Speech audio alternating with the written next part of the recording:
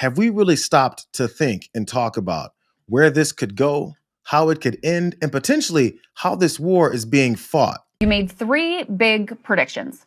1, that Trump would win. 2, that he would start a war with Iran. And 3, that the U.S. would lose that war. It's quite a stunning prediction. Do you stand by it? The reality is that right now, it's a war of attrition between the United States and Iran. And the Iranians have been preparing 20 years for this conflict. And now they have a pretty good strategy of how to weaken and ultimately destroy the American empire. So what the Iranians are doing is they're waging war against the entire global economy. And so they are striking the GCC countries. They're going after the critical energy infrastructure. They blocked off the Strait of Hormuz. And eventually, they will go after the water desalination plants, which is the lifeblood of these nations because they don't have fresh water supply. The Iranians are actually threatening the very existence of Saudi Arabia, UAE, Qatar. That's Professor Zhang again, speaking about the potential strategy or the actual strategy. He did point out there's ways that they're attacking other things than just their normal, what we would think is bomb them till they're dead. There's no way you can do that to the United States of America. So they're attacking in different ways. That's the strategy. And this is the leadership from the Department of War walking right into that strategy. Flying over Tehran, flying over Iran, flying over their capital, flying over the IRGC, Iranian leaders looking up and seeing only U.S. and Israeli air power every minute of every day until we decide it's over. And Iran will be able to do nothing about it. B-2s, B-52s, B-1s, Predator drones, fighters, controlling the skies, picking targets. Death and destruction from the sky all day long. We're playing for keeps. Our warfighters have maximum authorities granted personally by the president and yours truly. Our rules of engagement are bold, precise, and designed to unleash American power, not shackle it. This was never meant to be a fair fight, and it is not a fair fight. We are punching them while they're down, which is exactly how it should be. Nothing is more American than sitting there bragging about how you can punch someone when they're down, how you can murder their civilians, how death, destruction, and absolute dismantling of every human being that you can find is somehow the talk of the good guys. Yo, if you're watching a movie and you hear someone say that and you just walked in the theater and I'm a little bit late, you're like, oh, wait, at least I caught up. That's the bad guy. The bad guy who's one talking about death, destruction, we're flying over your towns, we're flying over your country, we can do whatever the F we want to you, and we will murder you.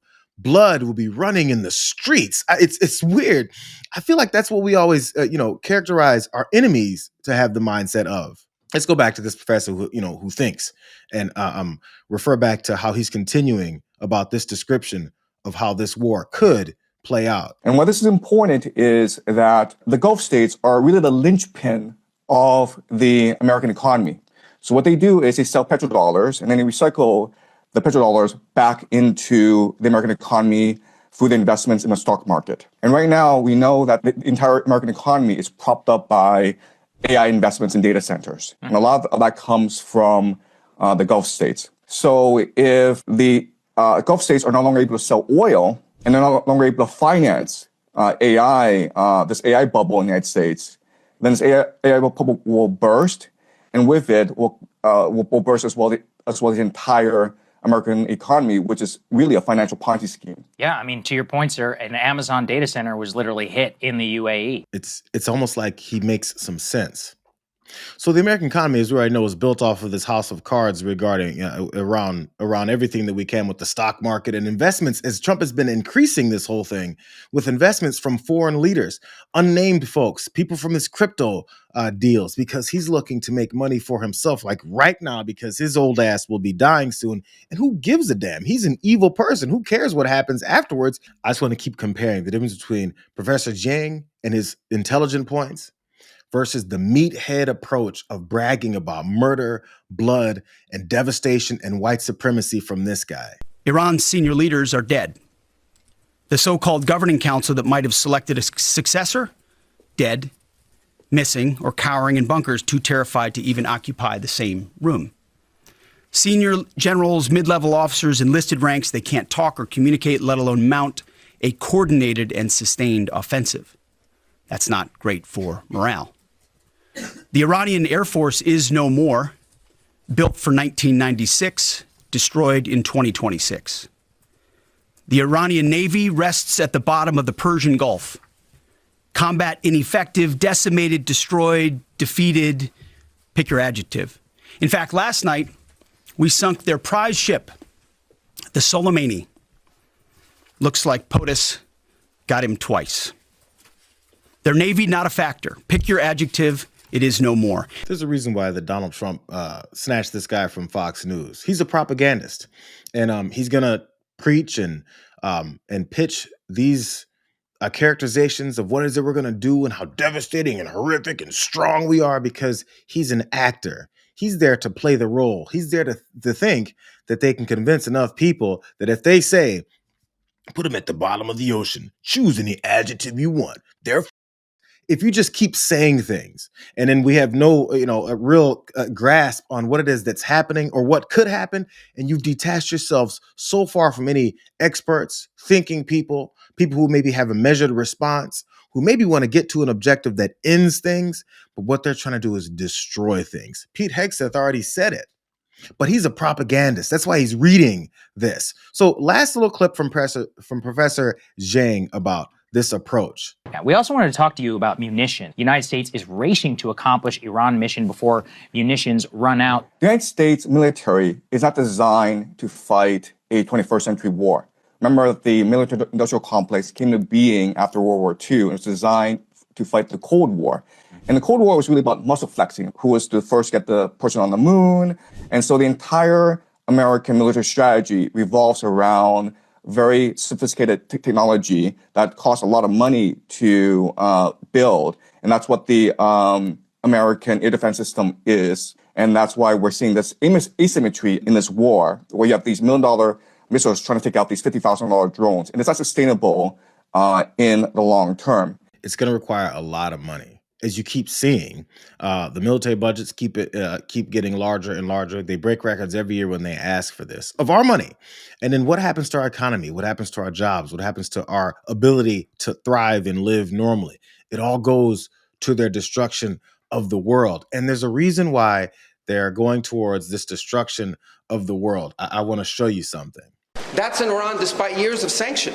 Imagine a year from now or a year and a half from now the capabilities they would have to inflict damage on us. It's an unacceptable risk, especially in the hands of a regime that's run by radical clerics.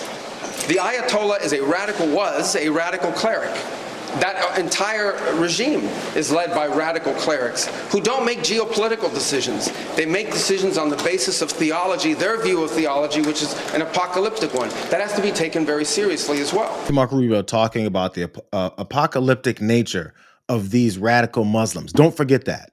The apocalyptic nature of these radical Muslims. They make decisions based on the basis of theology and their view of theology, which is an apocalyptic one. That's what Marco Rubio said. Do not forget that, because every time they lump any of these characterizations on anyone else, the problem is it ends up revealing how we're doing just that. A military commander told a group of non-commissioned officers that President Donald Trump was, quote, listen to this, anointed by Jesus to light the signal fire in Iran to cause Armageddon and mark his return to earth. That was from a complaint that was filed with this religious freedom watchdog amongst folks in the military. Listen, Marco Rubio and Pete Hegseth and Donald Trump can keep talking about these radical Muslims and how their mindset towards destroying the world is based in their theological views, but it's weird. It's exactly what we're doing. Here's more. The NCO said of the commander, he urged us to tell our troops that this was all part of God's divine plan, and he specifically referenced numerous citations out of the book of Revelation referring to Armageddon and the imminent return of Jesus. Is this radical Islam Or is this, like radical Christianity? Because it seems to be all the same things that we keep saying that they're fighting based on.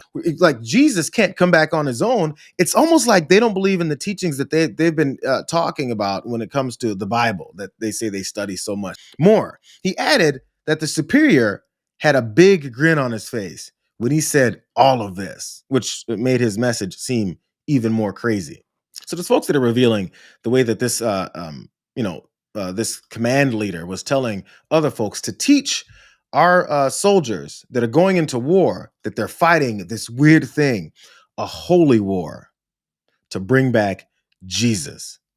In a statement, Weinstein suggested that reports indicate an increase in Christian extremism in the military, noting that the complainants report that the unrestricted euphoria of their commanders who perceive a biblically sanctioned war that is clearly the undeniable sign of the expeditious approach of the fundamentalist Christian end times.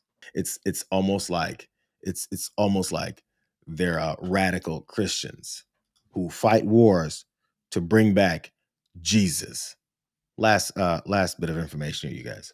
They're promising a 200. Listen to this. As we just talked about the savages of these extreme Muslims, they're promising a 200-mile long river that is a 4.5 feet deep, filled with nothing but the blood that their weaponized version of Jesus will spill at the Battle of Armageddon. And Weinstein said, that's a lot of blood. Part of what makes the account so disturbing, Weinstein said, is that service members aren't able to push back when they're given the orders that blur the line regarding the separation of church and state.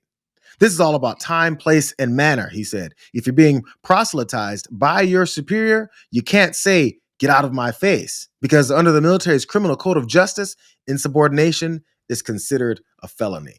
So they're forcing their religious beliefs of Armageddon and this holy war that they're supposed to be fighting in Iran against their enemies, their mortal spiritual enemies that they've made up because they're using the beliefs of Christianity to then go and attack other folks. And of course, in order to deflect that, you just say the other folks are doing exactly what it is that you're doing.